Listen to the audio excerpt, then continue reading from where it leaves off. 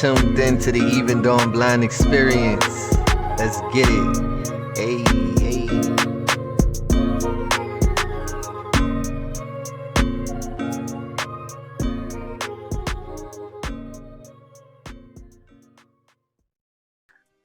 Yeah, so we back again. I love these opportunities to come before my people. Shout out to everybody that's tuned in and tapped in. We have a real special one today. I always say that all of these, episodes is special. Um, yeah, this Cazerny Bussey, and you're tuned in to the Even Though I'm Blind Experience podcast. And we got superstar Esli. How you doing, Esli? Doing good. That's what's up. What good mean? What you mean by good? Feeling happy. I feel, I don't know, happy, healthy, and just overall doing good with That's everything. beautiful. That's beautiful. Happy, healthy. I guess that would be good, Yeah, right? Some people got the game messed up with good. They be thinking good means like shoot. like just okay or something. Right, or rich, like super Yeah. rich, I mean, Oh, yeah. Lamborghini designer, big vacations, all kind of craziness. But I mean, that could be good too. I'm not gonna lie. So, Yeah. but you just healthy, you good, you in your element, and you good. I love that for you. Kudos to you. Thank you. We gonna get right into it because it's so dope that like when I first met you, I found out that me and you had the same birthday, hashtag Leo gang all day, Yeah. right? Yeah. So that means that you really strong. How do you feel about that whole zodiac sign thing? Do you like believe in, the power of the zodiac? Um, I I think I do more Mhm. now, but I don't know. I feel like it depends. Like I feel like most of the time it can be right, and then other times not really. And then it's kind of confusing because there's like the moon signs and all that. I don't know. I get confused. All right, so um I guess the only way for us to know would be like for you to tell me what kind of Leo you are. Um, so I am a leader. I feel like I definitely am a leader. I like to have control of the situation. But then I'm also very like passionate and understanding. I feel like I work well with others. I like working with others more than myself. Um, Mm. and I don't know. I would say the leadership, the loyalty, things like that. Okay. You sound like a dope Leo. You sound like the kind of Leo I'm proud to say he's a Leo. Yeah, They be calling us bossy and stuff like that. I mean, I feel Leo's like got I all have kind that. of different things with us, right? But Yeah, I you feel like I have that to a point sometimes when it comes the bossy, see, it had to come out, guys. You see, it had to come out. I ain't mad at it because I'm a little bossy too. No, I'm not bossy. I'm lying. Yes, I am. But it's cool though. I'm bossy in a good way. Like we like to get things done. We like to be to. productive. We like to make major impacts, right? Us Leos. Yeah, And you the lion is, y'all woman Leos is feisty. Like y'all just be feisty. yeah, You feisty? yeah, it can be. So you said you can be so naturally when you're not feisty, what are you? Just like calm and mellow and things like that. Got you. I got you. I feel that level of confidence. I think they see the confidence flowing through your energy field. So let me know what it is, cause like Chicago, right? Yeah. When we like, I'm not gonna lie. When I think about Chicago, because of where I'm from, like, I get like the drill. I get like Chief Keef. Oh, yeah, Like yeah. it's crazy. Like we get that crazy look at Chicago. Like, how is your life like growing up in Chicago? Like, what it was like for Um, you? well, when I was younger, I actually did grow up in the city. And I lived there until I was about like first grade, and ever since then we lived in the suburbs, so it's a lot more Mm, calmer in the city. And but I mm, don't know. I feel like I did kind of like it when we lived in the city. It wasn't as crazy when I was younger, and then like, but like mm. I remember riding the bus and the train and everything just being like nearby. That's the one thing I don't really care for the living in the suburbs. Oh, got you. So you kind of like got to drive everywhere in the suburbs. Yeah, yeah, I gotta get a ride everywhere and everything. Like everything's like near but far. Like it's near Right, enough, right, right, right. like you can't walk there. So how's like the like the lifts and the Ubers? They like accessible over there? Yeah, I mean Uber and Lyft, they're pretty accessible. For the pair in transit, they don't exactly have that, but I use the like the I don't know what it's called different in different places, but like the door-to-door service I call it, like where they drive you like building to building. Okay, that's Yeah. cool. So you still finding your way around in the suburbs? Yeah. Suburb girl, suburban girl. So like as far as like your blindness, right? Oh well, I know you're visually impaired. I know you have like low vision. Can you explain that to the people? Like what's your level of vision? What's the diagnosis and all that? Yeah, so I have retinitis pigmentosa. Um,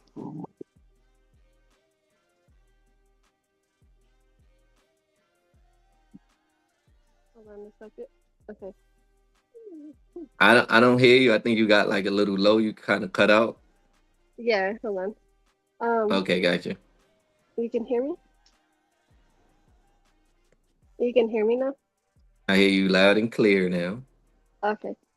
So I have retinitis pigmentosa, and currently I just have like lights and colors. I can see some movement. Like I can kind of Mm-hmm. tell when something's like there, but I can't tell what it is. Mm. And then I'm constantly seeing floaters. I don't know if you know what that is, like where the colored dots are floating everywhere in my eyes. Yeah, I see that too. The floaters, Yeah, yep. yeah. So I Mm-hmm. see that constantly. And then I just can't see at night, like normal, like most people with it. Um, Right.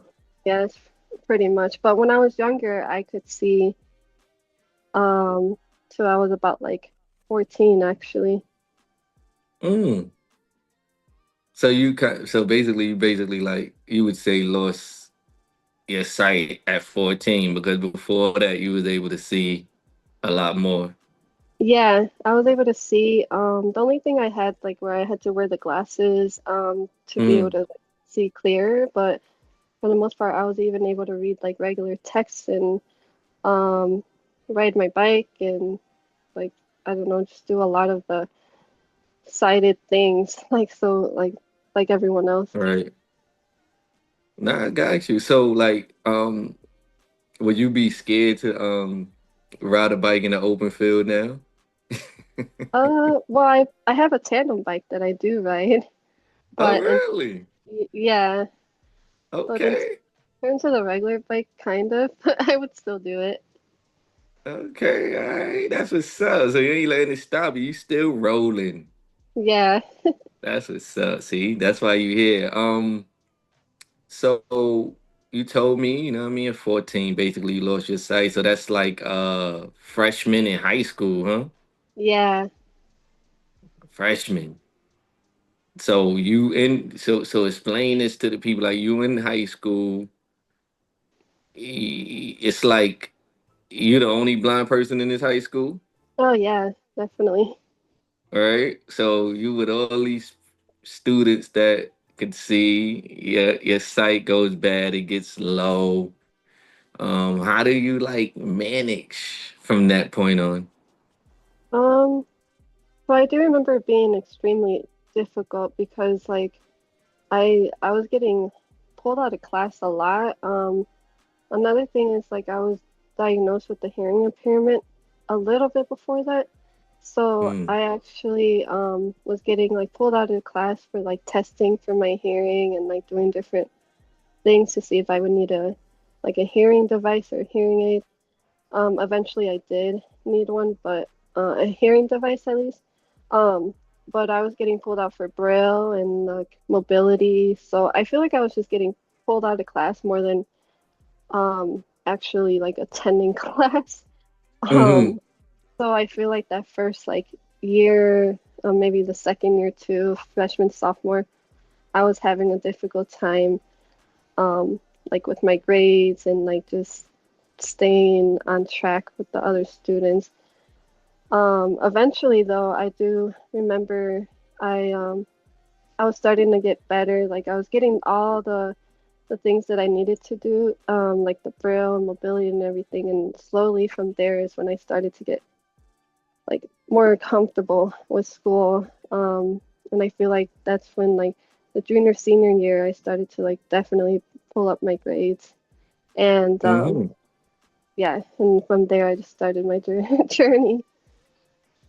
Okay, so you basically saying that in the last 2 years of high school, you kind of got in your groove. The first 2 years was challenging from you.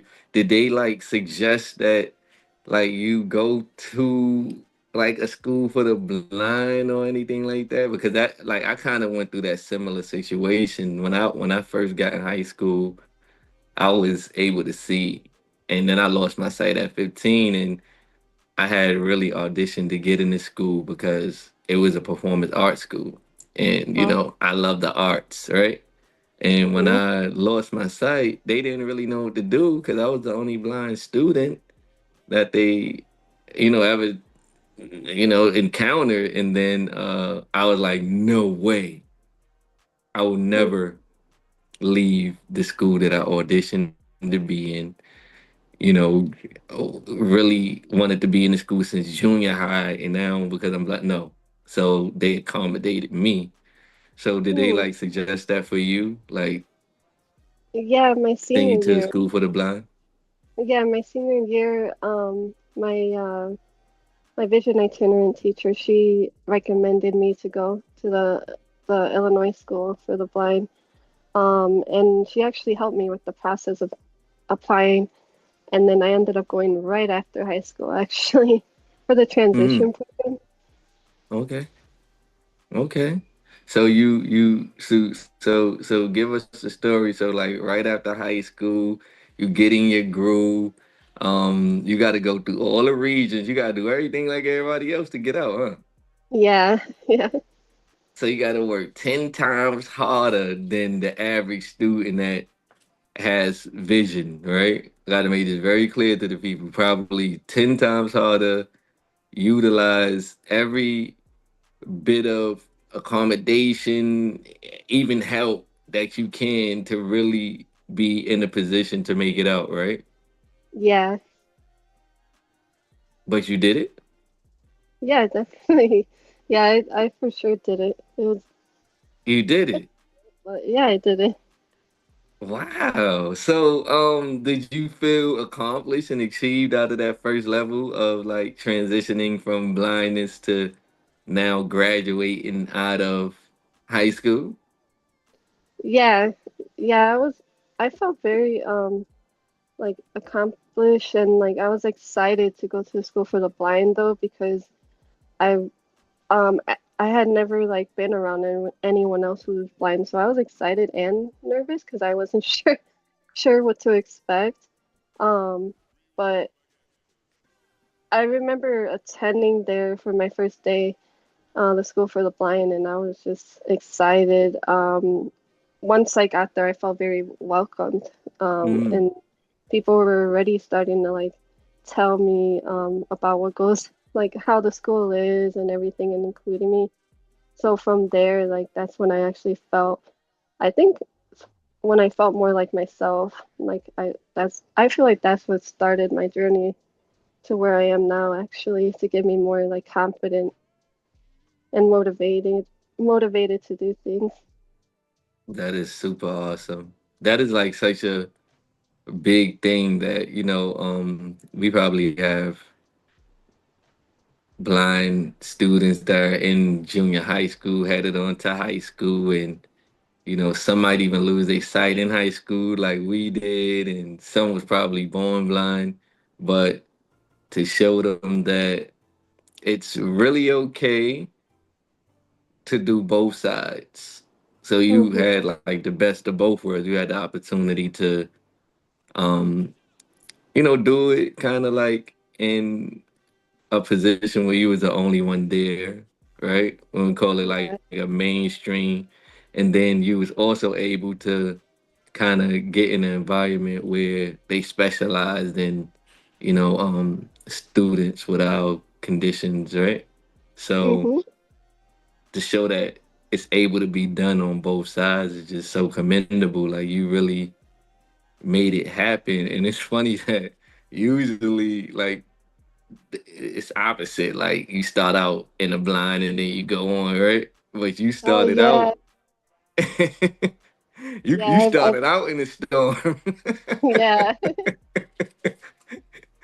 I've And heard then the you made your way to, like you said, the start of your journey, your comfort zone. So opposite. let us know how that went. How long you was in that school for the blind. Yeah, I went there for 3 years for the transition program. I went there till I was 21, turning 22. Um, Mm, and so when I was there, like I was more learning like the cooking, cleaning, shopping, things like that, daily living skills. right. And then I feel like I did have a couple education classes. Like I had a math class and I had a English class. 'Cause I think from high school, those were the grades that I kind of had to like um raise them up in order to like be eligible el eligible like Yeah, eligible eligible, yeah. for college. So that those were the only academic classes I had to take. But other than that, I did the daily living skills, and then I also had to not I had to, I started joining sports and things like that. So I did goalball and cheerleading. Those were the ones that I did. I did try out for track, but I didn't really like it personally too Mm-hmm. much. But I did cheerleading and goalball. Okay. So now you starting to be a little older now, right? So Yeah, you learning how to, gain your independence, because even in like high school, like, especially like the earlier years, we're like young, we're not really, we still young, right? So now you're like getting older, you're learning how to cut. So you learn how to cut them onions to put it in that panini or what? yeah, I did. Yeah, the first thing I learned was making salsa, actually. Um, Mm, that was like one of the first things I learned, and then we made a lot of pastas and chicken and soups and a mm. whole bunch of stuff. So you and let's be real right now. Now we being real 100, because everybody would say, yeah, they know how to cook. Everybody is say it. And I'm not going to sit here and judge nobody, but I've had some nasty food in my lifetime. Yeah, So would you say that your cooking skills is on 100 or 5%? All right, maybe I'll in give you a 50. okay, 50. You say your cooking is on a 50? Yeah, say that. So you're like decent, but not totally there, but not totally not there. Yeah, that's how I feel about it, at least. So if you did have to say that your best 50 was what meal, what would that be? Like, the best thing you can cook. Pasta, chicken Alfredo, actually. You act like you a youngin, yo. Chicken Alfredo, really? No, no, no. Yeah. Bacalao. Like I know, Oh, no bacalao, no no. totones. What you talking about? Pasta. That stuff I don't know how to make, actually. I've never made Puerto Rican food. Oh, yeah, so you are Puerto Rican, right? Yeah, I am. Okay, born like mommy and daddy, Yeah, they were born. I was born or here. maybe mama and papa. Yeah, yeah. So why did you not cook like Puerto Rican food? What made you go Italian on us? No, I just like Italian food. I've Oh, never tried. that's just your preference. Yeah, I've never really tried making. I never really tried making Puerto Rican food, but I'm also kind of nervous because I feel like it's not gonna taste the same, like from what. Wait, hold up. See. Because I was about to say, so you must have been tired of all that panini growing up, and you was like, yo, I'm That is tired of it. true. I'm gonna go to the pasta. That's true. Yeah, But because I you had saying that you was scared? that What? too. Though I've had it a lot, but it's not gonna taste like my mom's or anyone's. I already know. You not wait. So how you know it won't taste? Well, you said you at 50. I ain't say you. I gave you the number and you said, yeah, that sounds about right. How you know it's not gonna taste even better than your mom? You I might don't put the know. Esli swag in it. I don't know. You're like, Like, nah, ain't nothing tasting better than mom. yeah. I feel you. I love me some, you know what I mean, some good old, Latin meals, that's a part of like that's like right next to, the culture. So hmm basically, you Puerto Rican, but we all the same. You know what I Yeah. mean? Yeah. So yeah, I heard her. If y'all go to Esli house for dinner, y'all gonna be eating some Alfredo. Y'all ain't gonna get that good old panini, No, that they good we old do have pollo. that food. I just don't make it. Oh y'all, you you gonna let your mama make it? Y'all gonna order out? Yeah. You said no. I want Ashley to make it. No, I want Ashley to make it. But I ain't hating on Alfredo. Alfredo cool too. Shout out to all Alfredo lovers out there. Know what I mean, Alfredo is good. You got to make it with that good Italian cheese bread though to complete it. Oh yeah. Yeah, that's what's up. So yeah, like now you learning your independence. You getting more confident. Like you know what I mean, you feeling like it's more people out here that can relate. You hmm connecting. What happens from this point? Um, so once I went there for 3 years, I took a year off before I decided I wanted to go to college. And during that year, I was actually like working on trying to see what either what college I can go to and like maybe like online jobs or something like that. But I wasn't really successful with like the job thing, so I actually decided to attend a college in my area. It's community college. Um, Mm. and I went there. I started there in 2017. Mm.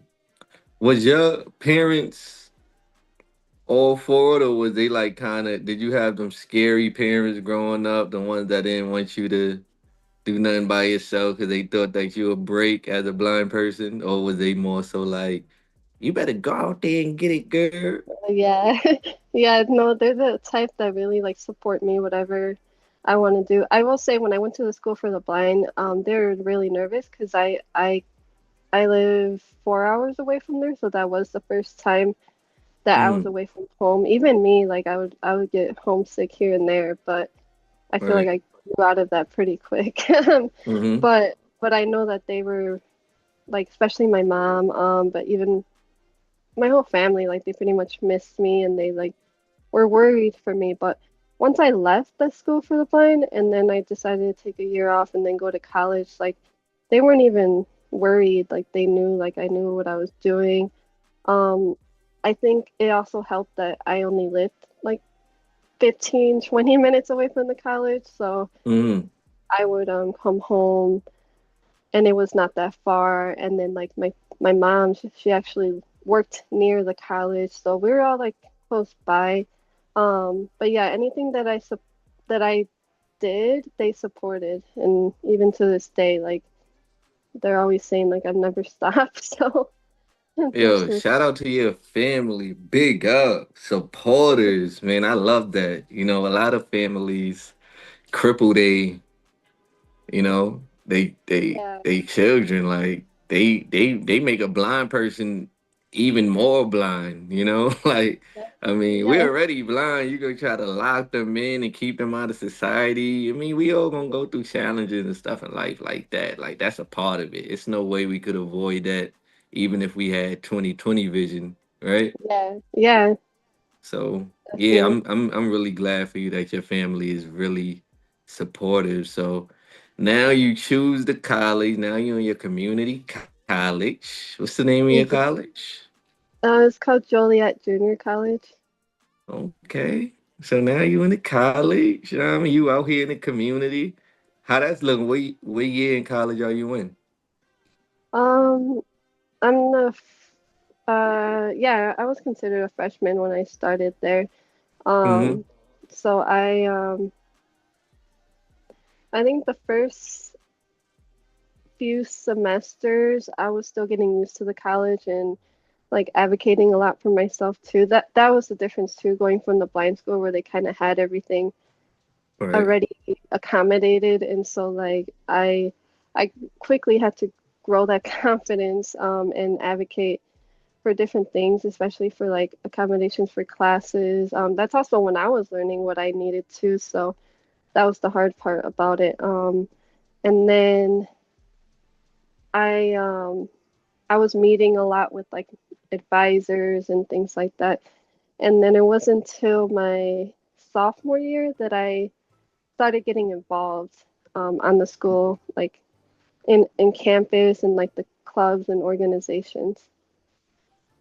Okay. So what year are you in now?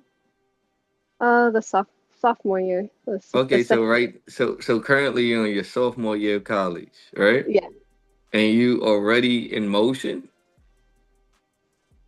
yeah. I already Wow. started getting. Okay, so you like adapt, like you making your staple.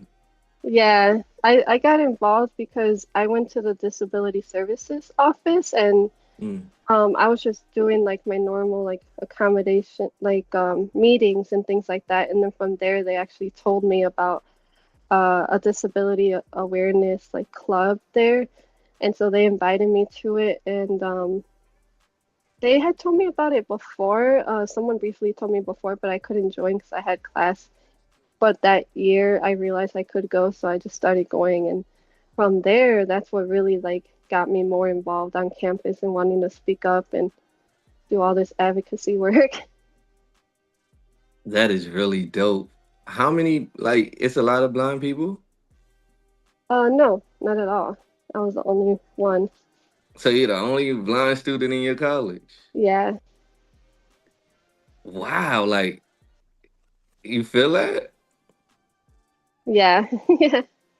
So you know you there for a reason. Mm-hmm. What reason would you say you there for? To like literally give a space for people to like see that they can do anything and like to motivate people who made me motivating, and just to be this like leader, like I said. You are a leader. That is like super dope. So now you in college, sophomore year. Not only are you doing your thing for you and to progress and elevating your life, but now you're actually taking a bigger position and representing a voice that is a lot of times not really heard. Now you're being that advocate for that voice. How does the sighted peers react to you and who you are, your friends, your peers? Um, well, before I answer that, I want to say after that college, I did attend another one that I'm currently at now.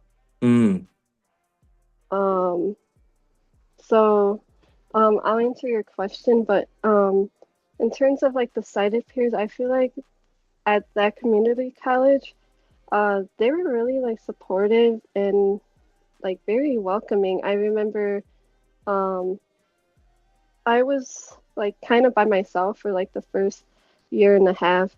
And then this girl like randomly asked me if I wanted to sit with her in the cafeteria. And I just found that like very special because I met someone just by her just wanting me to sit with her.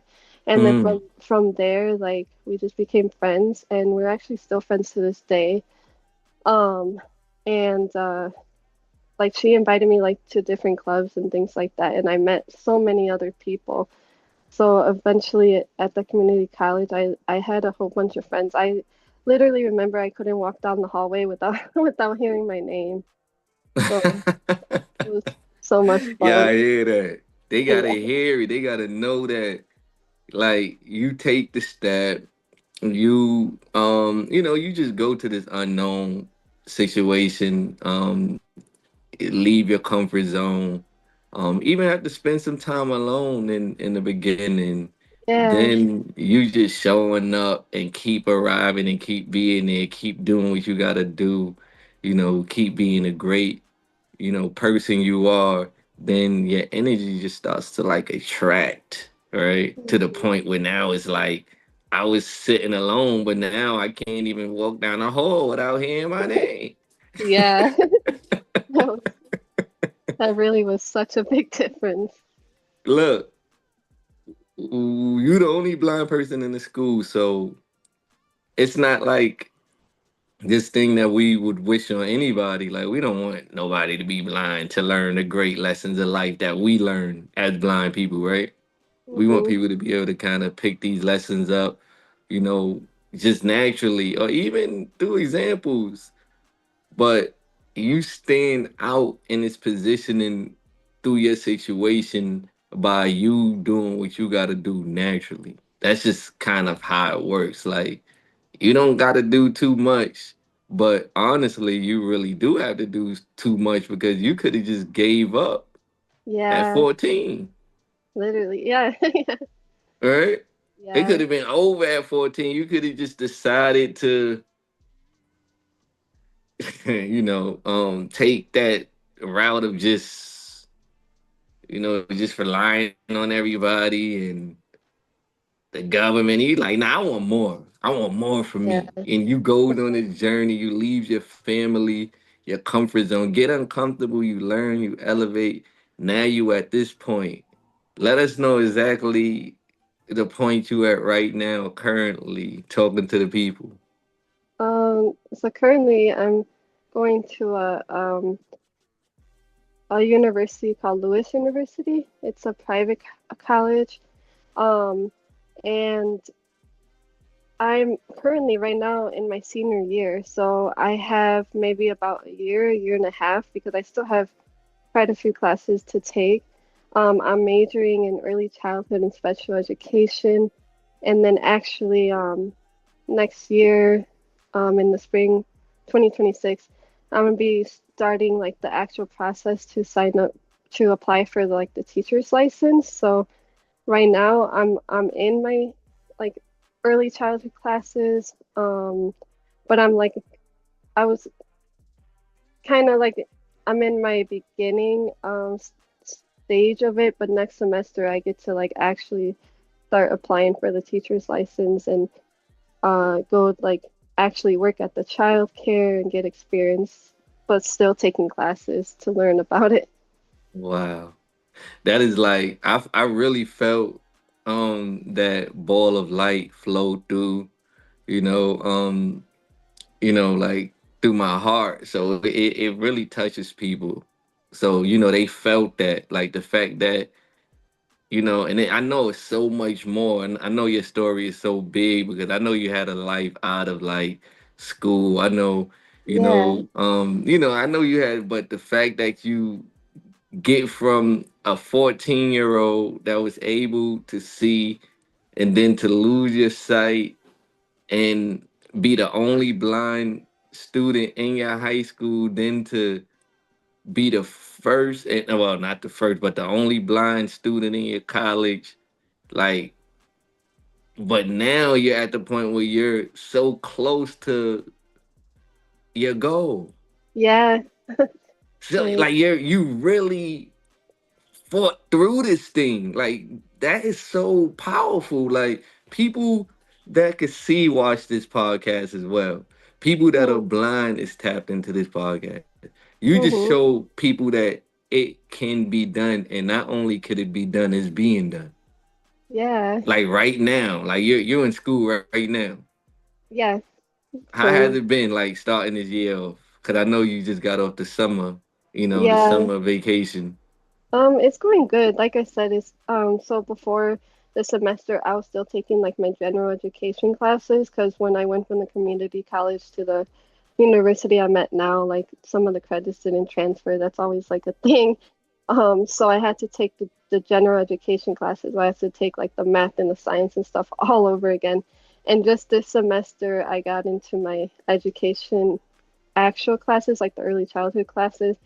And I really love it because I'm already now starting to see like we're making lesson plans and tests and learning about the different laws and just the all the different like aspects to actually teaching kids. Mm, Like my hope is to work with kids in the childcare setting or elementary, and then like kids with disabilities. So like now I feel like I'm actually putting everything that I learn into perspective, and it's been so much fun. And then like now that I am in my major classes, I get to kind of see like the people who are on the journey with me, and they're they have like the same energy. Like we're so like bubbly and talkative and like so nice to each other. So it's just mm. the energy is just like so different. And it makes me more excited. I'm also very involved still on campus too. So I have like a lot of friends and I still do the advocacy for the disability community.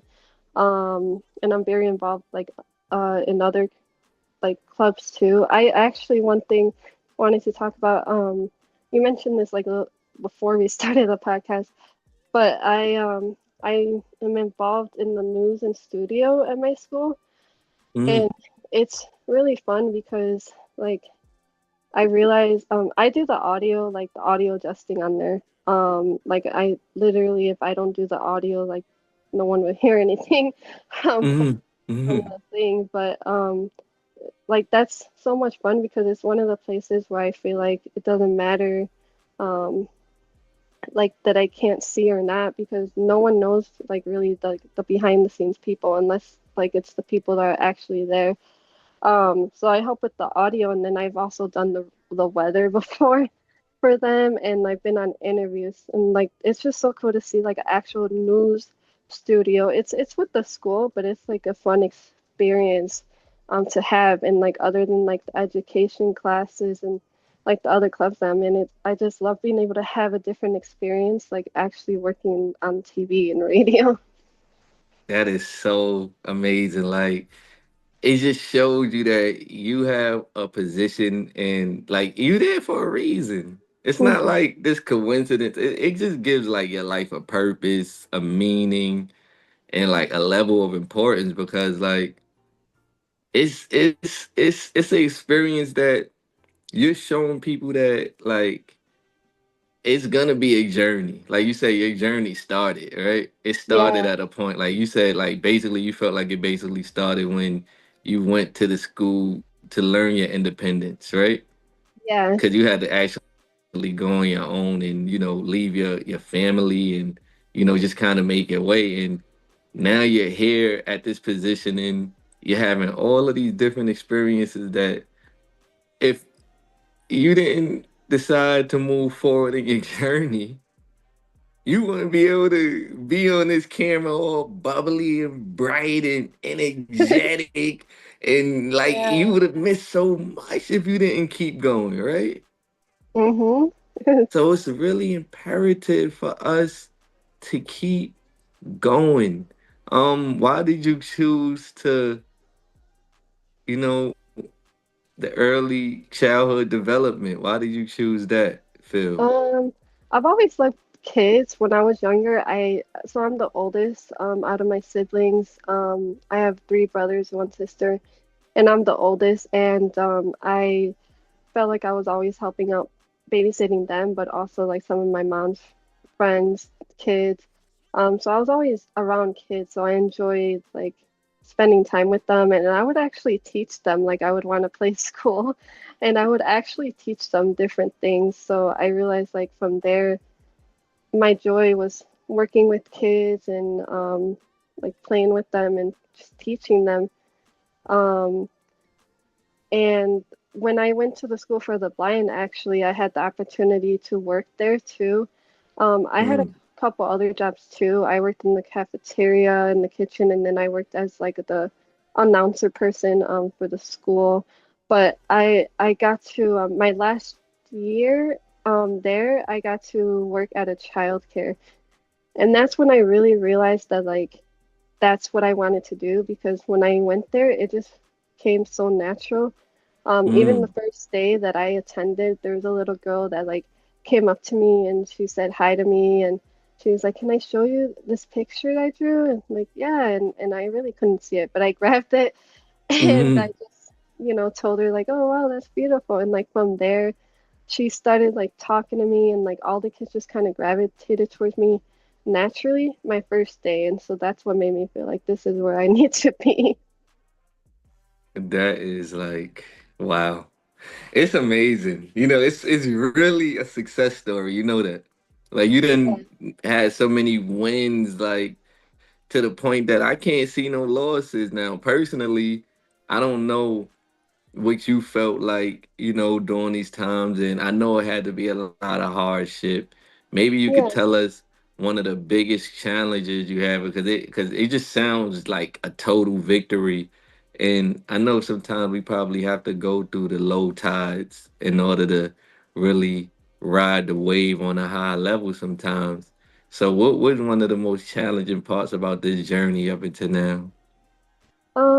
I think the most challenging was thinking more about myself than others because I do know like even though my parents are very supportive, oftentimes like my family they would put in their own perspectives like, oh, I think it'll be easier if you do this or do that. So I feel like finding the courage to not listen, but also keep in mind what they were saying, but not really listen to what they were saying in terms of like I was also figuring out what I wanted to do, and what was best for me. So having that courage to like step up and actually stand up for myself. Um, and then in the school, like in college, both of the colleges, I kind of struggled with like advocating for what I wanted, rather than like how they wanted it to be. Figuring out how to like actually get the accommodations that were best for me rather than what they thought was best for me. Like um, just making sure that I kept that consistency as well, because oftentimes just people think they know what's best or what's more convenient in their eyes, which may not be for you. Wow. That's big boss Leo status all day. I was about to tell you to give them the inspiring, encouraging energy word push, but I think that was it. Like, you gotta speak up for yourself because nobody knows the best for you. Like, and not Hmm. to say that you gotta be one of them people that is just not cooperative or, you know, just a difficult person, but you have to stand up for you because if you don't stand up for you, then then that I mean don't you know. gonna be sitting down, Yeah, literally. right? Yo, if you don't stand up for you, that mean you gonna be sitting down. You better stand up, man. That's what we get. Listen, that was huge. You know that. And Yeah. I think that was that Leo popping out of you. Yeah, I think you was like rowing on them on the low. They ain't know. So what was the most? Because we don't want to give a lot of these students that come across these messages like, all right, it's not all bad. What are some Yeah. of the like super dope highlights? Like, The highlights were like honestly getting involved on campus. I always try to push for that for people because I feel like that's one of the ways that you get to find yourself actually, but also you get to meet other people and make friends. Like I would say a good majority of my friends are from like getting involved on campus on the school clubs and organizations and um just being like just being very involved and advocating for the different things that I stand for. Like that, those were the definite highlights.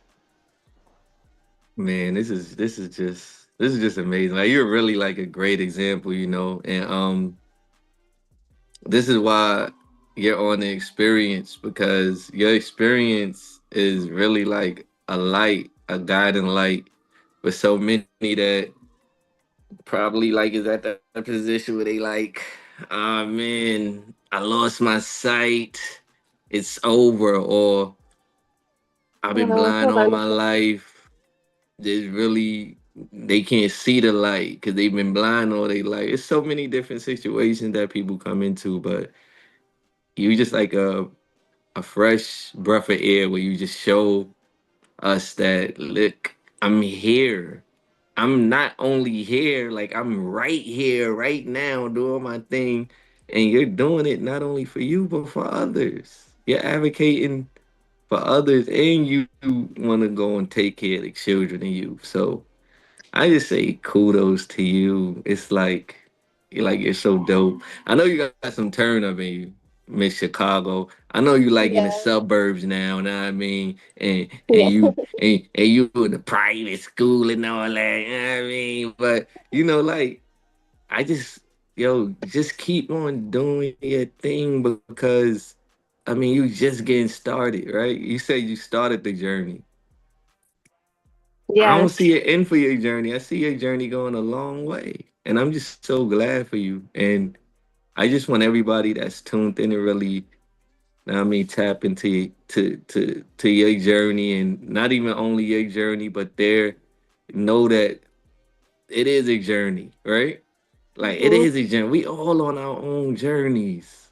And we gonna have ups and downs, lefts and rights, even center moments. But at the end of the day, and on the top of the morning, you gotta stand up. Like she said, Ashley said, you gotta stand up for yourself.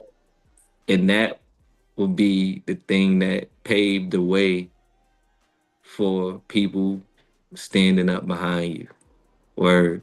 Like, Ashley, like, let them know something you want them to know. Like, if they wanted to reach out these students and get some guidance, or even if they wanted you to come and speak on, the platform to show them, because I think your story is really just like super inspirational, Hmm. motivational, and powerful.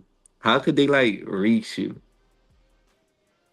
Um, what do you mean? Like, how can they contact me? Yeah, reach you, like, digitally. They like, I just want to talk to Ashley because I'm They having a challenge, and it just really, Ashley, you really did they it. can You're really email. doing it. I mean, they can email me. It's just so I don't Okay, you have can get them your email. it's my Ramos dot Esli28 @gmail.com. So RAMOS period ESLI and then 28 @gmail.com. Okay. Look, y'all need to highlight. an example. Know what I mean, one of the leaders out here. You're truly a leader. You're paving the way. Thank you. That story. When I was in high school, and then I was the first one in there. I graduated out of the high school. This young girl came in, so I was leaving out, and she came in, and she was totally blind, right? So they was trying to, when I first lost my sight, like I said, they was trying to put me in a school that was for the blind, and I was like, "Nah, I want to stay here. I want to finish here," and I did. With the advanced regions. So I was like on the top. I done did all the cabarets. I had the great experiences, and then this girl was able to come in totally blind, and now they was able to now give her all the accommodations. They was really equipped to really, deal with that kind of situation. So that's what you doing. You paving the way. You, like you said, you advocating for Yeah, blind and visually impaired students that's coming up, and you showing them that not only not only you could go to school, college, but you should go to college. exactly. Yeah. Can you give them some inspirational words before we check out? Cause I'm sure you already inspired them so much, but I just feel like you got it in you right now. Yeah. I feel like know that you're not alone. Um, and always like try your best to advocate for what you want, what you need. And there's a lot of resources and people that you can reach out to and talk to. And just always try to strive for your the best that you can be. And again, find ways to like get involved on campus and find your hobbies, find things that you like to do, because that's definitely a way to like make you find yourself, but also like be happy. It helps you be happy and like continue on to keep moving on. That was beautiful. Man, this has been such a big one. Like, I really put this on, some of the top viewers because yeah, I just feel like the youngins gotta get their thing right. And like I said, you that role model, you that example, you Thank know, you. even on blind experience, we did it again. We gonna keep bringing these super dope individuals because look, even though we blind, we doing amazing things. I mean, and we can't be stopped. Who gonna stop us? Only ones that can stop us is us. And guess what? We ain't stopping. So yeah, you can find us everywhere, even online everywhere. That's YouTube, Twitter, IG, all that social media digital. But check out the podcast, even on Blind Experience on all the podcast streaming episodes. And yo, I know Esli be busy. She in study mode. Know what I mean, she about to go start taking care of the children. But yo, look, hit her up if you need her, send her an email, and maybe she'll find a little time to get back at you. But just know that she's making it happen, and you need to make it happen. Any last words, Miss Ashley? Thank you for having me, and I'm so glad I got to share my story. And I really hope everyone continues to shine their light. You tuned in to the Even Dawn Blind Experience. Let's get it.